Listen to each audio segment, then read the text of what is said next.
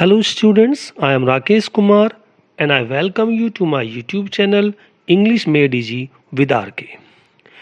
दोस्तों इस वीडियो में मैं बहुत ही महत्वपूर्ण लिटरेरी टर्म्स पढ़ाने जा रहा हूँ, जिनको पढ़ने के बाद आप किसी भी एग्ज़ाम्स में जिसमें इंग्लिश लिटरेचर से क्वेश्चंस आते हैं उन्हें ईजिली कर पाएंगे। यदि आप मेरी और भी वीडियोस देखना चाहते हैं तो मेरे channel English made easy with RK पर आप क्लिक करने के बाद मेरी और भी वीडियोस देख सकते हैं। मेरी रिक्वेस्ट है आपसे कि आप मेरे चैनल को शेयर करें और सब्सक्राइब करें ताकि आपको और भी जो मेरी नई वीडियोस आने वाली होंगी उनके नोटिफिकेशंस आपको मिलते रहें। तो चलिए अब हम अपनी लिटरेरी टर्म्स की इस वीडियो को शुरू करते हैं। देखिए, तो पहला लिटरेरी टर्म है aside. In this term a character wants to say something to the other fellow character but does not want that his talk should be heard by any other present on the stage.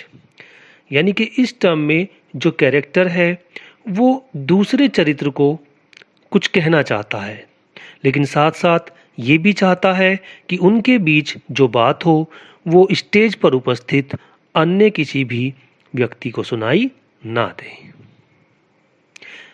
Second term soliloquy. The word soliloquy means a speech in solitude. When a character is left alone on the stage, he expresses what he thinks. The character who utters a soliloquy is supposed to believe that the audience is not before him. यानी कि जो soliloquy means है उसका मतलब एक speech होता है जो एकांत में दी जाती है। जब कैरेक्टर स्टेज पर अकेला रह जाता है तो वो उन सब बातों को व्यक्त करता है जो भी उसके दिमाग में आती हैं, जिन्हें वो सोचता है। वह जब सोलिलोक्वी को बोलता है तो वो ऐसा मानता है कि जो ऑडियंस है वो उसके सामने नहीं है, अर्थात वो बिल्कुल अकेला है। Next term problem play. Every great play is a problem play in some respects, but the real problem play arose out of the sentimental drama of the 18th century. The play Saints and Sinners, written by Jones, has been described as the first of modern English problem plays. John Galsworthy's well-known social tragedy Justice is an excellent example of the problem play. It means प्रत्येक जो बड़ा play होता है वो इस रूप में एक समस्यात्मक नाटक होता है, लेकिन जो वास्तव में प्रॉब्लम प्ले जो अस्तित्व में आए वो 18वीं शताब्दी के जितने भी भावुक ड्रामा हुए हैं उनसे उत्पन्न हुए हैं। और जो सेंट्स एंड सिनर्स है जोन्स के द्वारा लिखित जो प्ले है वो जितने भी आधुनिक प्रॉब्लम प्ले हैं उनमें उसका स्थान सबसे पहला है।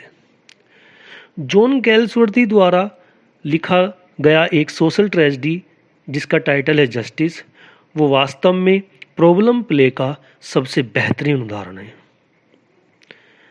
Next term imagism.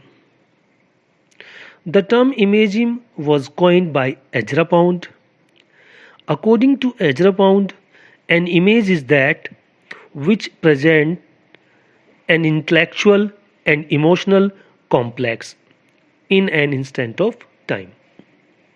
ये जो टर्म है इमेजिज्म, इसकी जो उत्पत्ति की थी वो एजरा पाउंड के द्वारा हुई और उनके अनुसार जो इमेज होती है वो एक प्रकार का प्रस्तुतिकरण है जो कि बौद्धिक और भावुक प्रवृत्ति को प्रकट करता है किसी एक ही समय पर।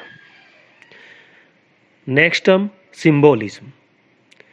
The term symbolism is derived from a Greek word symbolin, means to put together. A symbol means representation of some hidden things through a sign or mark. W.B. Yeats is considered as the founder of symbolic school of poetry. Symbolism जो word है वो Greek एक verb है सिम्बोलिन से उत्पत्ति हुई है, जिसका अर्थ है साथ साथ रखना।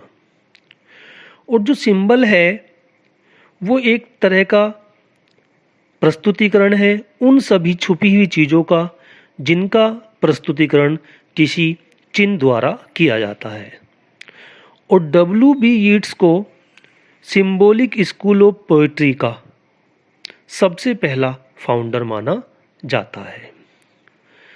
तो स्टूडेंट्स, ये थी कुछ लिटरेरी टर्म्स जो कि बहुत ही इम्पोर्टेंट है। आई होप आपको वीडियो अच्छा लगा होगा। आप वीडियो को शेयर करें और चैनल को सब्सक्राइब ज़रूर करें। अब हम अपनी नई वीडियो के साथ आपसे फिर मिलेंगे, कुछ नई लिटरेरी टर्म्स या कुछ नए प्लेज जो आपके एग्ज़ाम्स की दृष्टि से बहुत ही इम्पोर्टेंट होते हैं। Thanks a lot.